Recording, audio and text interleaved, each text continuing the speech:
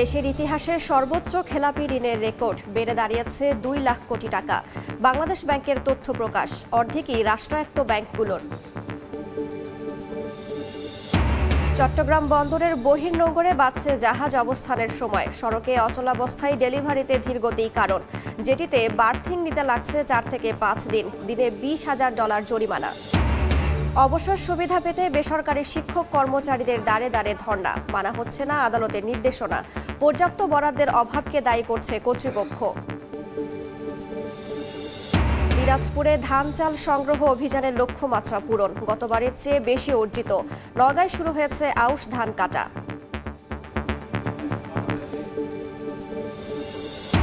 এবং বিদেশি ভ্রমণকারী অস্থায়ী বসবাসে আগ্রহীদের প্রবেশে কড়াকড়ি আরোপ কানাডার। নির্বাচন সামনে রেখে রাজনৈতিক কৌশল অবলম্বন ট্রুডো সরকারের, মত বিশ্লেষকদের।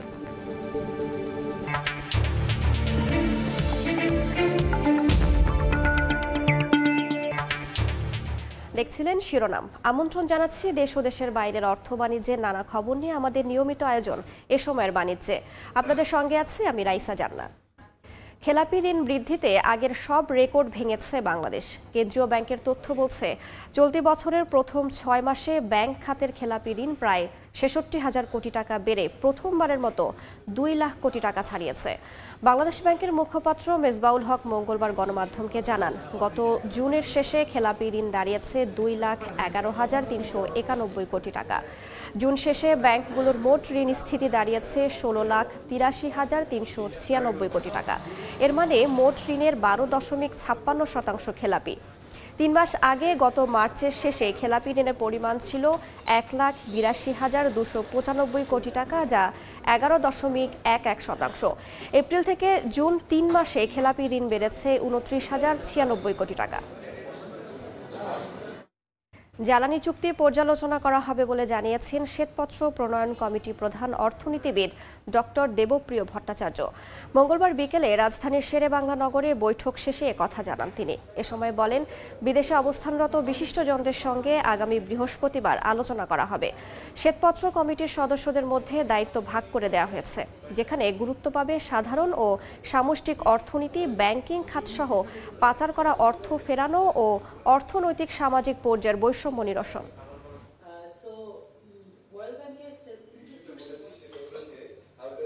আলোচনাগুলো শুধু ঢাকায় না, ঢাকার বাইরেও হবে, এমনকি শুধু দেশের বাইরেও আমরা সেই আলোচনাগুলোকে নিয়ে যাচ্ছি। সাধারণ অর্থনৈতিক, সামষ্টিক অর্থনৈতিক বিষয় যেমন আছে, এটার ভিতরে খাতওয়ারি বিভিন্ন শিক্ষা, স্বাস্থ্য থেকে আরম্ভ করে জ্বালানি খাত ইত্যাদি আলোচনার ভিতরে আছে। আবার কিছু প্রাতিষ্ঠানিক ব্যাপারও আছে, ব্যাংকিং খাতের আলোচনা আছে, অর্থ আহরণের, কর আহরণের ব্যাপার আছে, একই রকমভাবে পাচারকৃত অর্থ নিয়ে আলোচনা আছে, মেগা প্রজেক্ট নিয়ে আলোচনা আছে। ঢাকা চট্টগ্রাম মহাসড়কে অচলাবস্থায় ডেলিভারি ধীর গতিতে চট্টগ্রাম বন্দরের বহির্নোঙরে কন্টেইনারবাহী জাহাজ অবস্থানের সময় ক্রমশ বাড়ছে। বর্তমানে প্রতিটি জাহাজকে বন্দরের জেটিতে বার্থিং নিতে 4 থেকে 5 দিন পর্যন্ত অপেক্ষা করতে হচ্ছে। আর এই বাড়তি সময়ের জন্য বন্দরের সুনাম ক্ষুণ্ণের পাশাপাশি দিনে অন্তত $20,000 জরিমানাও গুনতে হচ্ছে জাহাজ মালিকদের। শাখাউত্তিপুর ক্যামেরায় বিস্তারিত জানাচ্ছেন কমল দে।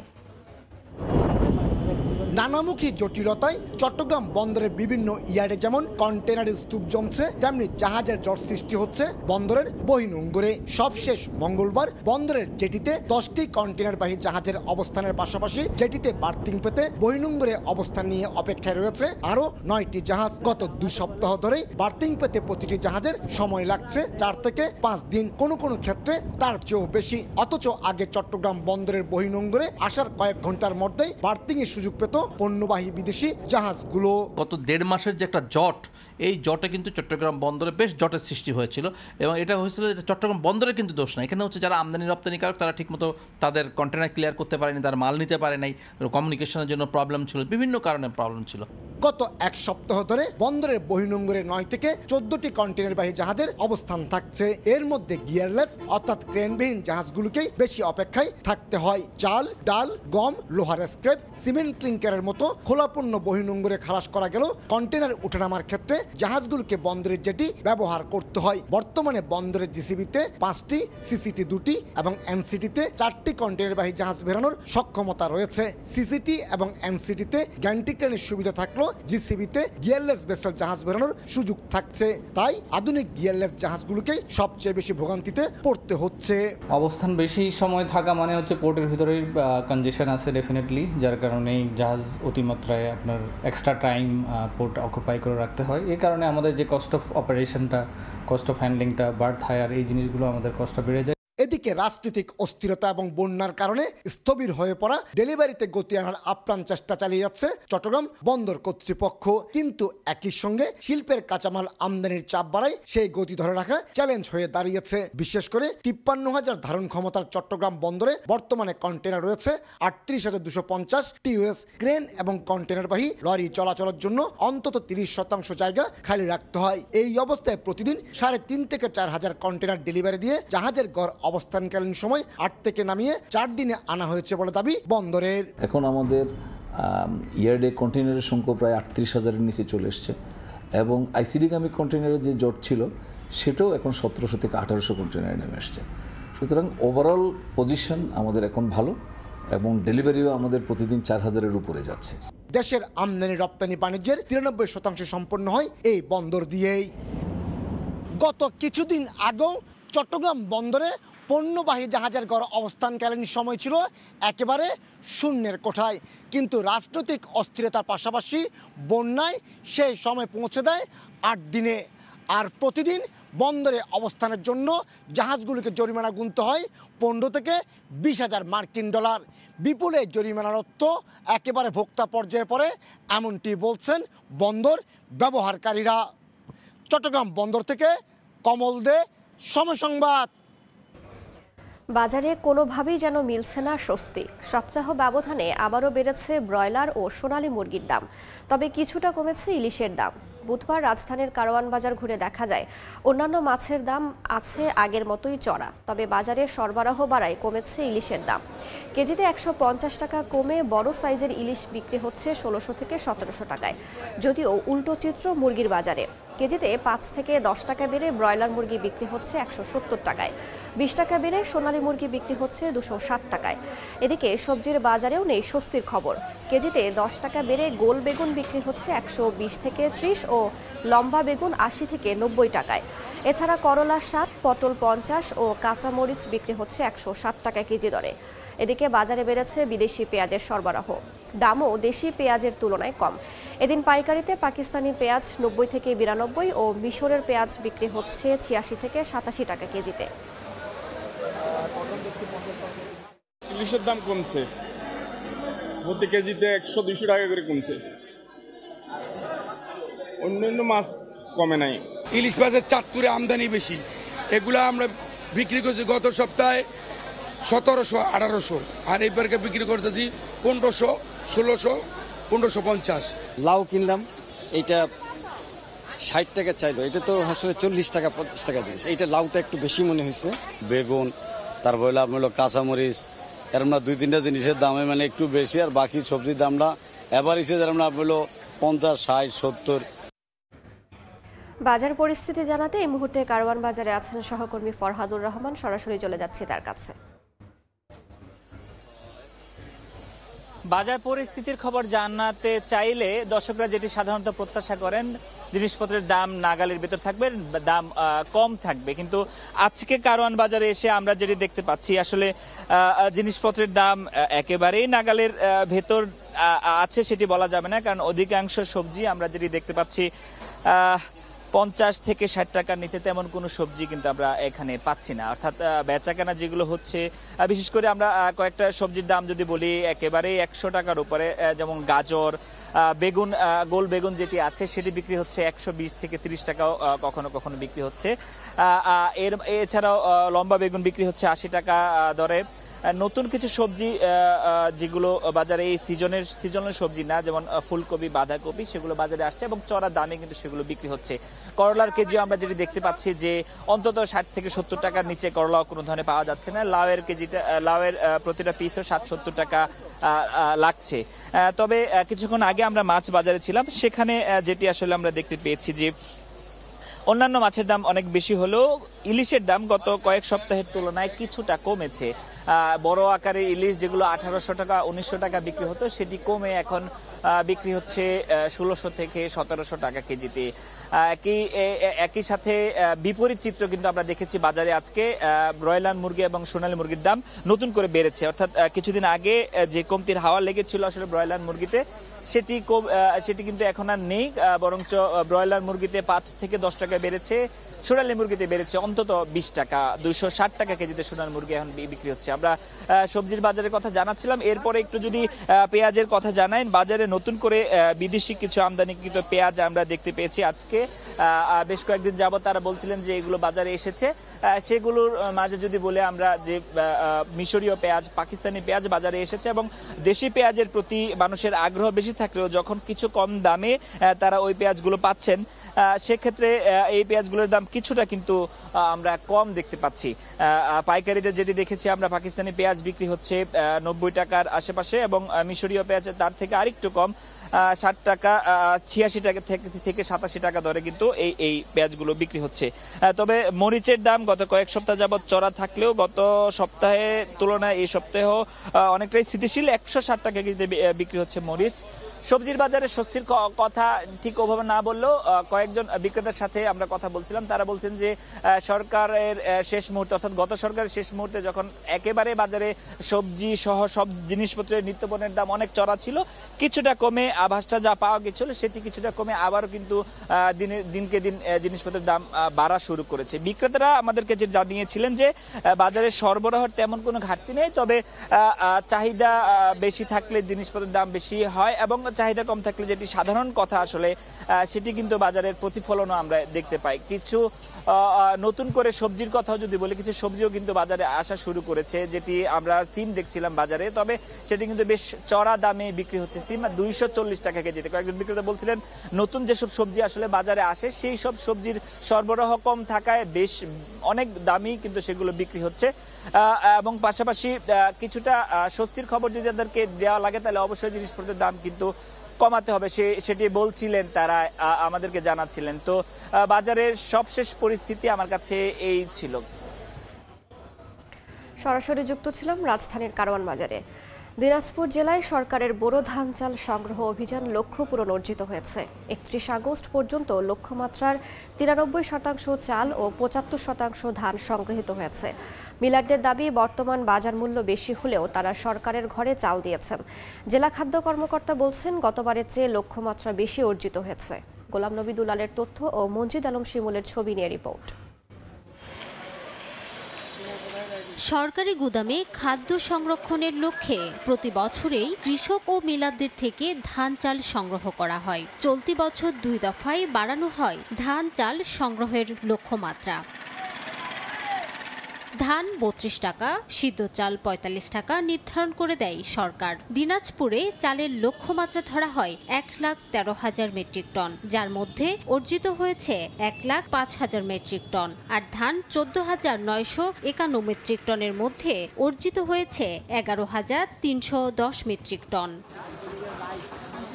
কৃষি উপকরণ বৃদ্ধির কারণে ধানের উৎপাদন ব্যয় বেড়েছে জানান কৃষক। আর মিলাদদের দাবি, সরকার নির্ধারিত দামের চেয়ে বেশি দামে ধান কেনায় প্রতি কেজি চালে লোকসান হচ্ছে 1 টাকা পর্যন্ত। আমাদের কীটনাশক কিনতে হচ্ছে, সার কিনতে হচ্ছে, সেচ দিতে হচ্ছে, পানি আকাশের সেরকম সংকট, এভাবে আমরা আবাদ করতেছি, আমাদের লস। বড় ধান আমরা আবাদ করি খুব কম আর কি, সরকারের ঘরে দাম উচিত পাই না, এই জন্য সরকারের কাছে আমরা বরাদ্দ দেই না। প্রতি বছরই যখন এই বরাদ্দ দেয় আমরা আশা করি যে হয়তো একটু লাভবান হব, কিন্তু দেখা যায় যে ওই বরাদ্দ পাওয়ার পরেই চালের বাজারটা এমনভাবে নির্ধারিত হয় যেটাতে আমরা কোনো প্রকারই লাভ আশা করতে পারি না। এবার প্রথম থেকে যেটি সমস্যা ছিল যে চালের যে দাম নির্ধারণ করা হয়েছিল সরকারি পর্যায়ে, সেই তুলনায় ধানের মূল্যটা বাজারে বেশি ছিল, যার জন্য যে সমস্ত মিলার চাল শোধ করছেন তারা সবাই লস করছে। খাদ্য বিভাগ বলছে এবার ধান চাল সংগ্রহের প্রত্যাশিত লক্ষ্যমাত্রা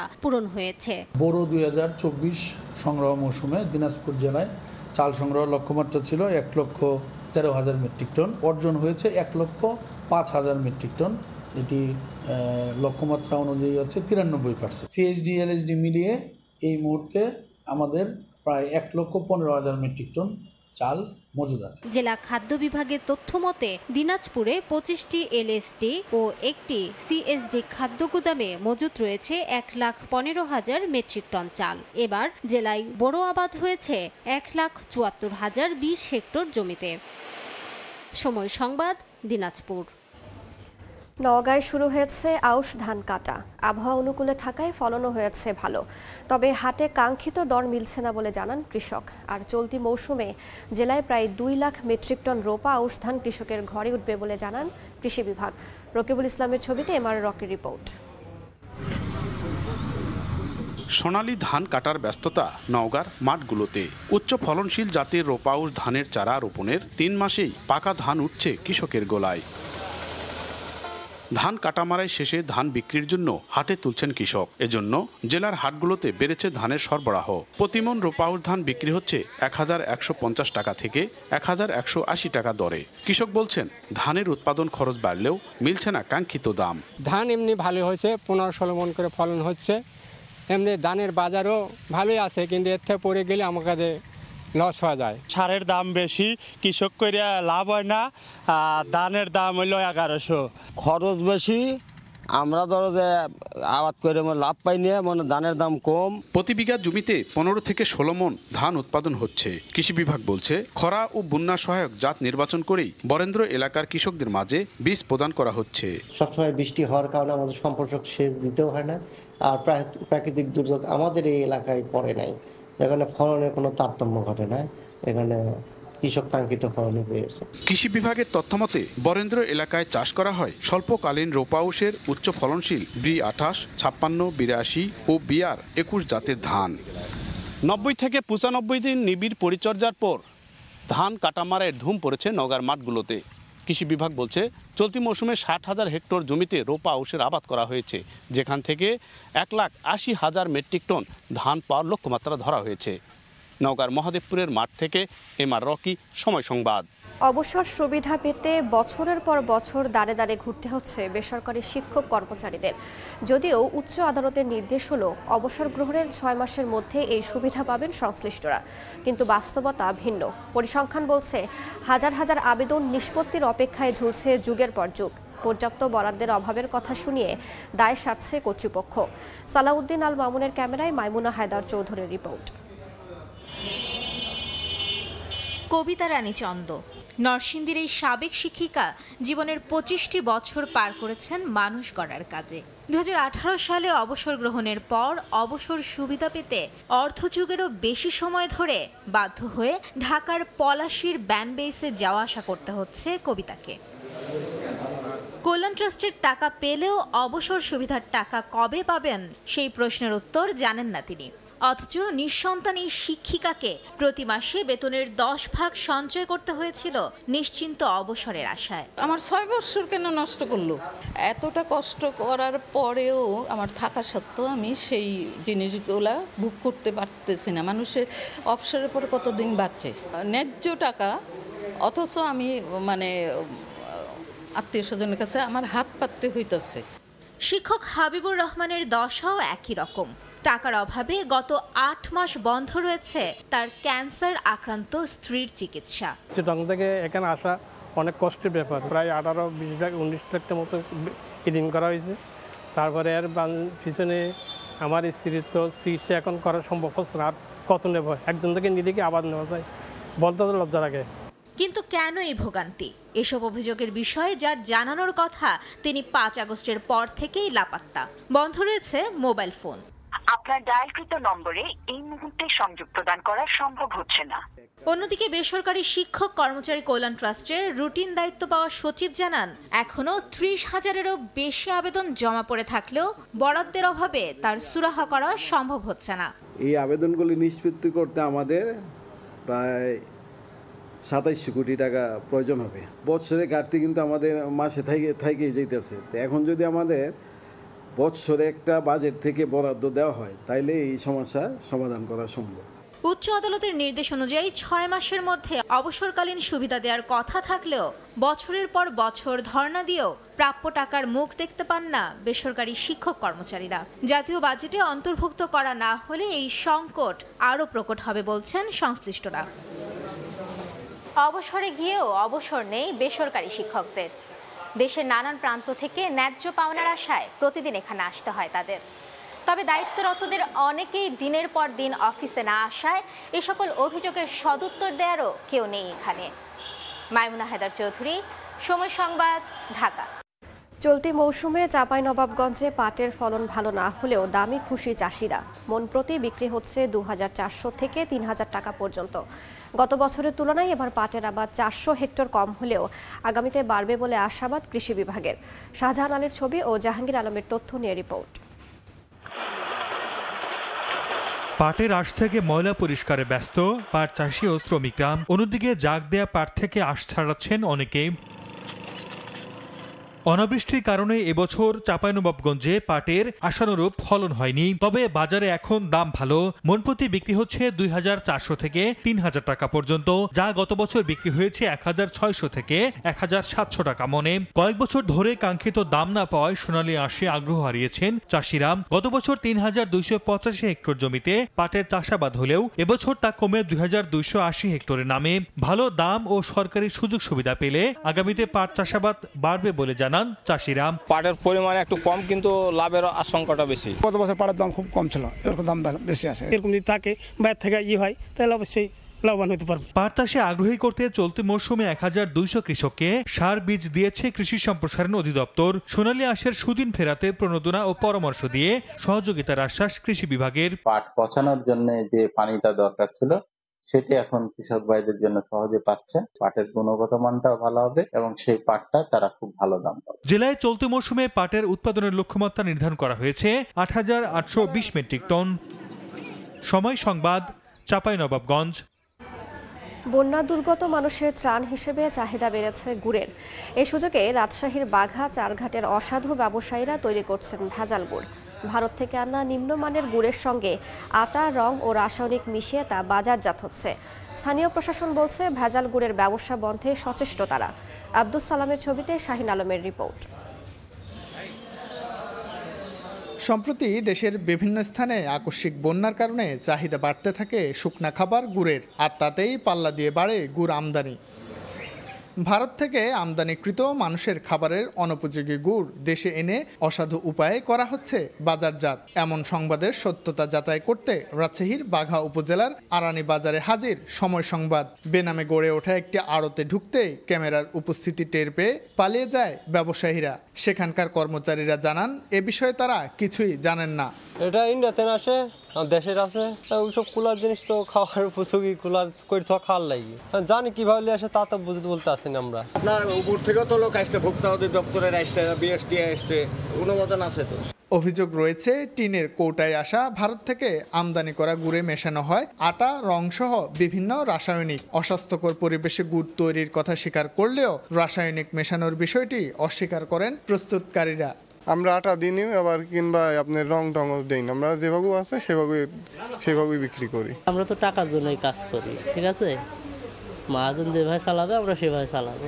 সুনির্দিষ্ট অভিযোগ পেলে ব্যবস্থা নেওয়ার আশ্বাস উপজেলা প্রশাসনের।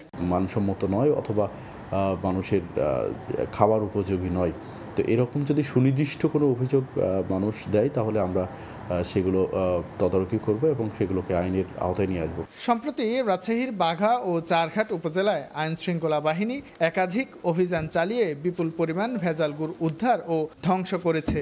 একাধিক মামলা হয়েছে, তবে এলাকাবাসীর অভিযোগ এখনও সক্রিয় রয়েছে অসাধু ব্যবসায়ীরা। শাহিন আলম, সময় সংবাদ, রাজশাহী।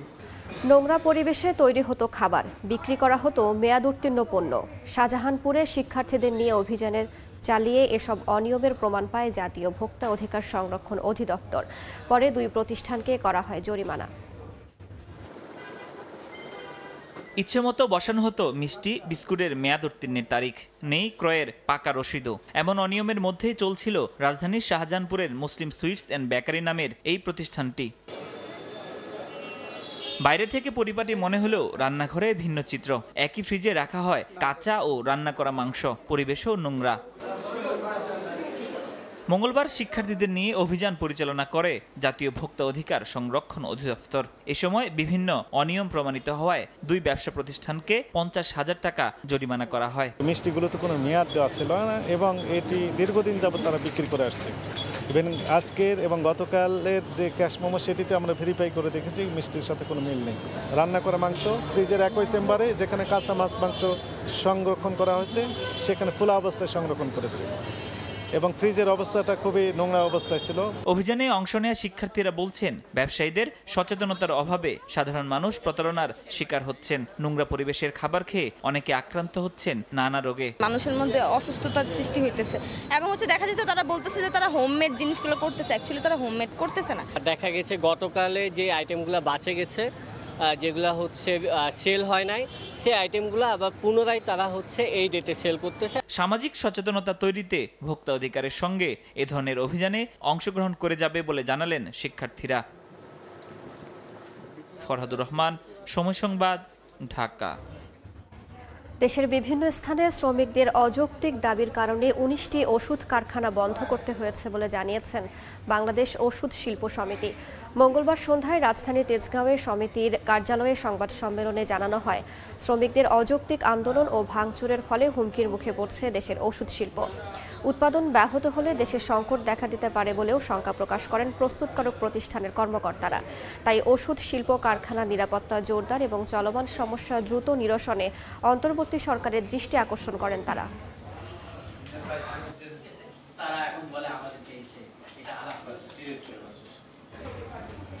গত 2 সপ্তাহ যাবত আমরা দেখছি বিভিন্ন ধরনের দাবি দাওয়া ওনারা নিয়ে আসছেন, যেগুলি অনেক ক্ষেত্রেই আমাদের জন্যে পূরণ করা প্রায় অসম্ভব। মানুষকে জিম্মি করে রাখবে এবং আমরা কোনো জায়গা থেকে সাহায্য পাবো না, এটা একটা অতিশয় আমাদের জন্যে হতাশাব্যঞ্জক এবং আমরা খুব হেল্পলেস ফিল করছি। এবার বিদেশি ভ্রমণকারী ও অস্থায়ী বসবাসে আগ্রহীদের প্রবেশে কড়াকড়ি আরোপ করছে কানাডা। বিশেষজ্ঞদের ধারণা এতে কমে যেতে পারে স্থায়ীভাবে বসবাসরত অভিবাসীদের সংখ্যাও। মূলত আগামী বছরের নির্বাচনী প্রতিদ্বন্দ্বিতায় পিছিয়ে রয়েছে ক্ষমতাসীন প্রধানমন্ত্রী জাস্টিন ট্রুডো নেতৃত্বাধীন উদারপন্থী সরকার। ক্ষমতায় টিকে থাকতে এই উদ্যোগ তাদের। এদিকে বাসস্থান সংকট ও দ্রব্যমূল্যের ঊর্ধ্বগতির জন্য অভিবাসীদের দায়ী করছে দেশটির বাসিন্দারা। ভিসা ইস্যু কমানো, বৈধ উপায়ে সীমান্তে পৌঁছানোদের ফিরিয়ে দেওয়ার মাধ্যমে বিদেশি পর্যটক ও অস্থায়ী বাসিন্দাদের প্রবেশের দরজা বন্ধ করে দিচ্ছে কানাডা। অতীতে অভিবাসীদের সাদরে গ্রহণ করলেও বর্তমানের চিত্র একেবারেই ভিন্ন।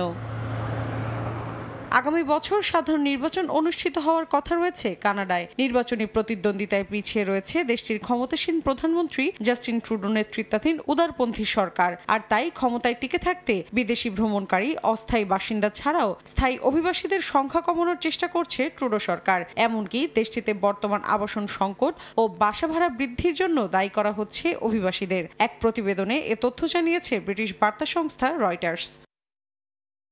প্রতিবেদনে বলা হয়, জুলাই মাসে 5,853 জন বিদেশি দর্শনার্থীকে প্রবেশ করতে দেয়নি কানাডা। এদের মধ্যে ছিলেন ছাত্র, কর্মী ও পর্যটক, যা 2019 সালের জানুয়ারির পর থেকে সর্বোচ্চ। 2024 সালের প্রথম 7 মাসে প্রতি মাসে গড়ে 3,727 জন বিদেশিকে ফিরিয়ে দেওয়া হয়, যা আগের বছরের তুলনায় 20% বেশি। এছাড়া জুলাই মাসে 285 জন ভিসাধারীকে অযোগ্য ঘোষণা করা হয়। এর আগে এমন চিত্র দেখা যায় 2019 সালের জানুয়ারিতে। কানাডা বর্ডার সার্ভিসেস এজেন্সির একজন মুখপাত্র জানান, অভিবাসন প্রবণতা বা নীতি পরিবর্তনের কারণে এ ধরনের ঘটনা ঘটতে পারে। এদিকে কম সংখ্যক ভিসা অনুমোদন করছে দেশটির অভিবাসন বিভাগ। মৌসুমী সাথী, সময় সংবাদ। এবারের প্রচণ্ড গরমে ক্ষতিগ্রস্ত হয়েছে ইতালিতে উৎপাদিত শাকসবজির ক্ষেত খামার। প্রভাব পড়েছে স্থানীয় বাজারগুলোতে। আগের তুলনায় দাম বেড়েছে নিত্য প্রয়োজনীয় এসব খাদ্যদ্রব্যের। ব্যয় বেড়েছে বাসিন্দাদের। সামনের দিনগুলোতে দাম আরও বাড়তে পারে বলে জানিয়েছেন ব্যবসায়ীরা। ইতালি থেকে হাসান মাহমুদের রিপোর্টে বিস্তারিত। ইতালির রাজধানী রোম ও এর আশপাশের শহর এবং দেশটির বহু অঞ্চলে শাকসবজির চাষাবাদ করেন প্রবাসী বাংলাদেশিরা। বিপুল পরিমাণ জমি লিজ নিয়ে নিত্য প্রয়োজনীয় এসব পণ্য উৎপাদন করেন তারা। রপ্তানি করেন ইংল্যান্ড, জার্মানি, ফ্রান্স সহ ইউরোপের বিভিন্ন দেশে। তবে এবারের অসহনীয় গরমে ক্ষতি হয়েছে সবজির ক্ষেতগুলোতে। এর প্রভাব পড়েছে কাঁচা বাজারে। পচনশীল এ সকল দ্রব্যের দাম ঊর্ধ্বমুখী হওয়ায় ব্যয় বেড়েছে বাসিন্দাদের। রেগুলার যে সবজিগুলা এগুলোর দাম অনেকটা না হলেও পরেও কিছুটা বেড়ে গেছে। আগে আমরা করলা বিক্রি করতাম আপনার 50 সেন্ট, এখন সেটা হয়ে গেছে 70 সেন্ট। বাংলাদেশ থেকে আসলে সবকিছুর দাম বাড়তেই থাকবে। রোমের প্রধান বাজার ভিক্টোরিয়ার সবগুলো সবজির দোকানে বিক্রি হয় বাংলাদেশিদের উৎপাদিত পণ্য। দেশ থেকে সরাসরি দেশীয় সবজিও আমদানি করেন তারা। এ অবস্থায় ইতালিতে উৎপাদিত সবজির তুলনায় বাংলাদেশ থেকে আসা পণ্যের দাম কিছুটা বেশি হয় বলে জানান সংশ্লিষ্টরা। ব্যবসায়ীরা জানান, গরমের প্রভাব শাকসবজির বাজারে পড়লেও অপরিবর্তিত রয়েছে মাছ মাংসের দাম। ইতালির রোম থেকে হাসান মাহমুদ, সময় সংবাদ। গত বছরের খরা আর বৃষ্টির অভাবে ব্রাজিলের আমাজন নদীর গভীরতা কমে এসেছে। এতে করে যাতায়াতে দুর্ভোগ পোহাতে হচ্ছে স্থানীয়দের। বিপাকে পড়েছেন জেলেরা। নদীপথে আমদানি রপ্তানিও ব্যাহত হচ্ছে। এককালে যেখানে রং বেরঙের ভাসমান বাড়ি ছিল, সেখানে আজ ধুধু প্রান্তর। নদীর পানি কমে গিয়ে জেগে উঠেছে মাঠ। দেখলে মনেই হবে না এখানে কয় মাস আগেও সগর্বে বিরাজ করেছে আমাজন নদী। গত বছরের খরা আর এবছরের অপর্যাপ্ত বৃষ্টি দুয়ে মিলে কমে এসেছে আমাজন নদীর পানি। এতে কোথাও কমেছে নদীর গভীরতা, কোথাও জেগে উঠেছে চরাঞ্চল। এতে দুর্ভোগে পড়েছেন খেটে খাওয়া জেলেরা।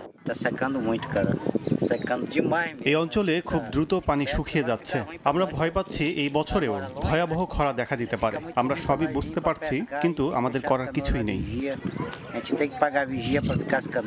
পানি কমে যাওয়ায় ক্ষতিগ্রস্ত হচ্ছে নদীপথে আমদানি রফতানি ব্যবস্থাও। মানাউসে এক বছরেই রিও নেগ্রো নদীর গভীরতা 24 মিটার থেকে 21 মিটারে নেমে এসেছে। এতে দুশ্চিন্তায় পড়েছে মুক্ত বাণিজ্য অঞ্চল ব্যবহারকারী প্রতিষ্ঠানগুলো। দুর্ভোগ এড়াতে তাই ব্যবসায়ীরা অনুরোধ জানাচ্ছেন নদীতে ড্রেজিং করার। জুন মাস থেকেই নদীর পানি কমে যাওয়ার আশঙ্কা প্রকাশ করেছিল ব্রাজিলের ভূতাত্ত্বিক পরিষেবা দফতর। তবে আশা ছিল এ বছরের মাঝামাঝি থেকে দেখা মিলবে বৃষ্টির। তবে তা না হওয়ায় এবছর আমাজনে নেমে এসেছে বিপর্যয়। সাদিয়া তাসনিম, সময় সংবাদ। দক্ষিণ আফ্রিকার দেশ নামিবিয়া শতাব্দীর সবচেয়ে ভয়াবহ খরার মুখোমুখি হয়েছে। খাদ্য সংকটে ভোগা মানুষদের মাংসের চাহিদা পূরণের জন্য 700টিরও বেশি বন্যপ্রাণী হত্যার সিদ্ধান্ত নিয়েছে দেশটির সরকার। এর মধ্যে হাতি, জেব্রা ও জলহস্তির মতো প্রাণীও রয়েছে। খরার কারণ হিসেবে বৈরী আবহাওয়ার প্রভাব এবং মানবসৃষ্ট জলবায়ু পরিবর্তনকে দায়ী করা হয়েছে। শতাব্দীর সবচেয়ে ভয়াবহ খরার কবলে নামিবিয়া। এতে কৃষি উৎপাদন ব্যাহত হওয়ায় দেশটিতে দেখা দিয়েছে চরম খাদ্য সংকট। এই পরিস্থিতিতে নাগরিকদের খাদ্য নিরাপত্তা নিশ্চিতে অন্তত 723টি বন্যপ্রাণী হত্যার সিদ্ধান্ত নিয়েছে দেশটির সরকার। প্রাণীদের মাংস মানুষদের মধ্যে বিতরণের পরিকল্পনা তাদের। এর মধ্যে 83টি হাতি, 30টি জলহস্তি, 60টি মহিষ, 50টি ইম্পালা, 100টি নীল হরিণ, 300টি জেব্রা ও 100টি ইল্যান্ড রয়েছে। সরকারের এই সিদ্ধান্ত অনুযায়ী জাতীয় উদ্যান এবং লোকালয় থেকে এই প্রাণীগুলো বাছাই করা হবে। নামিবিয়ার পরিবেশ, বন ও পর্যটন মন্ত্রণালয় জানায়, খরার কারণে খাদ্য ও পানির অভাব দেখা দিয়েছে, যা বন্যপ্রাণীর জন্য এক দুঃসংবাদ। এই কর্মসূচির মাধ্যমে খরায় ক্ষতিগ্রস্ত অঞ্চলে খাদ্য ও পানির চাপ কমানো হবে এবং স্থানীয়দের সঙ্গে হাতির সংঘাতের ঝুঁকিও হ্রাস পাবে। এরই মধ্যে 150টিরও বেশি প্রাণী হত্যা করে প্রায় 57 টন মাংস সংগ্রহ করা হয়েছে। জাতিসংঘ মহাসচিবের মুখপাত্র নামিবিয়ার পরিস্থিতিকে মানবিক সংকট হিসাবে উল্লেখ করেছেন। দেশটির খাদ্য মজুদ প্রায় 84% কমে গেছে। এছাড়া মোট জনসংখ্যার প্রায় অর্ধেক মানুষ তীব্র খাদ্য সংকটে ভুগছেন। খরার কারণ হিসেবে বৈরী আবহাওয়ার প্রভাব এবং মানবসৃষ্ট জলবায়ু পরিবর্তনকে দায়ী করা হয়েছে। ইয়াসিন মোহাম্মদ জিসান, সময় সংবাদ। এ পর্যায়ে শীর্ষ সংবাদগুলো জানিয়ে দিচ্ছি আরও একবার। দেশের ইতিহাসে সর্বোচ্চ খেলাপি ঋণের রেকর্ড বেড়ে দাঁড়িয়েছে 2 লাখ কোটি টাকা। বাংলাদেশ ব্যাংকের তথ্য প্রকাশ। অর্ধেকই রাষ্ট্রায়ত্ত ব্যাংকগুলোর। চট্টগ্রাম বন্দরের বহির্নোঙরে বাড়ছে জাহাজ অবস্থানের সময়। সড়কে অচলাবস্থায় ডেলিভারি দীর্ঘতি কারণ, যেটিতে বার্থিং নিতে লাগছে 4 থেকে 5 দিন, দিনে $20,000 জরিমানা। এবং অবসর সুবিধা পেতে বেসরকারি শিক্ষক কর্মচারীদের দাঁড়ে দাঁড়ে ধর্ণা, মানা হচ্ছে না আদালতের নির্দেশনা, পর্যাপ্ত বরাদ্দের অভাবকে দায়ী করছে কর্তৃপক্ষ।